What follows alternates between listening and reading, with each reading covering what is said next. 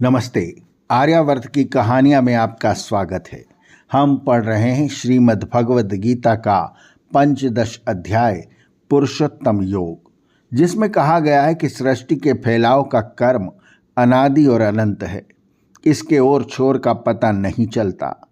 अनासक्ति रूपी शस्त्र से ही इस वृक्ष को नष्ट कर मूल तत्व की अनुभूति की ओर बढ़ने का संकल्प ही इससे छुटकारा पाने का एकमात्र उपाय है।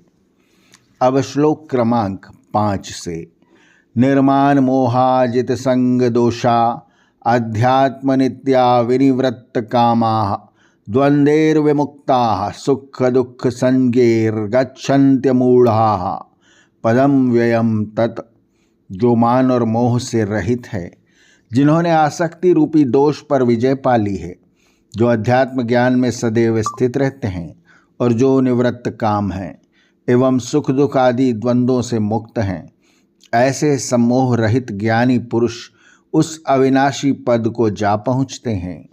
न तद्भासयते सूर्यो न शशांको न पावकः यद्वत्वा न निर्वर्तन्ते यद्धाम परमं मम।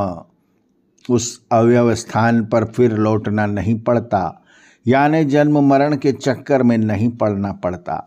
उस स्थान को न तो सूर्य न चंद्रमा न अग्नि ही प्रकाशित करते हैं। ऐसा मेरा परम धाम है। ममेवांशो जीवलोके जीवभूतः सनातनः मनःष्ठानीन्द्रियाणि प्रकृतिस्थानी कर्षति। मनुष्य लोक में यानी जीवलोक या कर्मलोक में मेरा ही सनातन प्रतिनिधि जीव प्रकृति में रहने वाली अर्थात प्रकृति के विकार स्वरूप मन सहित 6 मन और 5 ज्ञानेंद्रियों को देह त्याग के समय अपनी ओर खींच लेता है, अर्थात उन्हें एकत्रित कर लेता है। प्रत्येक जीवात्मा अपने अध्यात्म स्वरूप में भगवान की तरह दिव्य ही है, चाहे प्रकृति में उसकी वास्तविक अभिव्यक्ति कितनी ही स्वल्प क्यों न हो। और जब जीवात्मा समस्त अज्ञानमयी परिच्छिन्नताओं से ऊपर उड़ जाता है, तब वह अपने उस दिव्य स्वरूप को धारण कर लेता है, जिसका कि मानव रूप केवल एक क्षणिक आवरण है, एक आंशिक और अपूर्ण अर्थ रखने वाला पदार्थ है। जीवात्मा सनातन पुरुषोत्तम में विद्यमान रहता है और सर्वदा विद्यमान रहा है, कारण वह स्वयं भी तो सनातन ही है। यह स्पष्ट है कि जीव के सनातन होने का गीता का यह भाव ऐसा है कि जिस कारण गीता ने कोई भी ऐसा वचन नहीं कहा जिससे यह संकेत मिलता हो कि जीव पूर्णतया विलीन हो जाता है।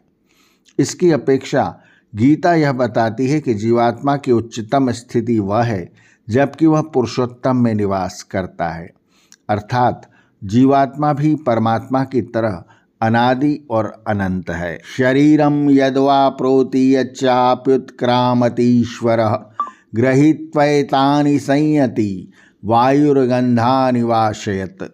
देहादि का ईश्वर यानी जीव जब स्थूल शरीर से निकल जाता है, तब वह जीव उन 5 इंद्रियों और 6 मन को ग्रहण कर अन्य शरीर में वैसे ही साथ ले जाता है जिस प्रकार पुष्पादि के उद्गम स्थान से वायु गंध को ले जाती है। श्रोत्रम चक्षुः स्पर्शनम च रसनम घ्राणमेव च अधिष्ठाय मनिश्चायम विषयानुपसेवते।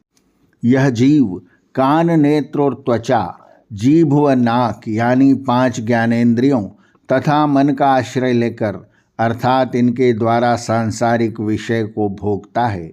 उत्क्रामंतम स्थितम वापि भुंजानम वाम गुणान्वितम विमूढ़ा नानुपश्यन्ति पश्यन्ति ज्ञानचक्षुषः।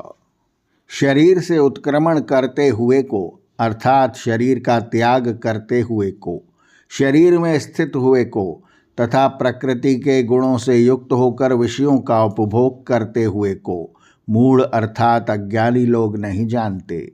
केवल ज्ञान चक्षु से देखने वाले लोग ही उसका अनुभव कर कर उसे पहचानते हैं।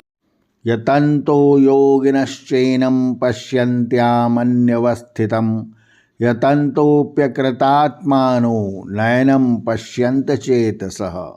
इसी प्रकार प्रयत्न करने वाले योगी ही अपने आप में अपने हृदय में स्थित आत्मा को पहचानते हैं, परंतु अविवेकी लोग जो अपने चित्त से या बुद्धि से काम नहीं लेते, तथा अकृतात्मा लोग जो अपने अंतःकरण को कृतकृत्य यानी शुद्ध नहीं कर पाते, वे यत्न करने पर भी उसे नहीं देख पाते। अब तक के विवेचन में आत्मा को इंगित करते हुए श्लोक कहे गए हैं। अब आगे पुरुषोत्तम के स्वरूप तथा उसकी व्यापकता का वर्णन किया जाएगा। आर्यावर्त की कहानी के अगले अंक में भी जारी रहेगा श्रीमद् भगवद गीता का 15वां अध्याय पुरुषोत्तम योग। आर्यावर्त की कहानियाँ चैनल को सब्सक्राइब करें और बेल आइकन के बटन को दबाएं ताकि हम जब नया वीडियो लेकर आएँ तो उसकी सूचना आपको तुरंत मिल जाए। धन्यवाद। नमस्ते।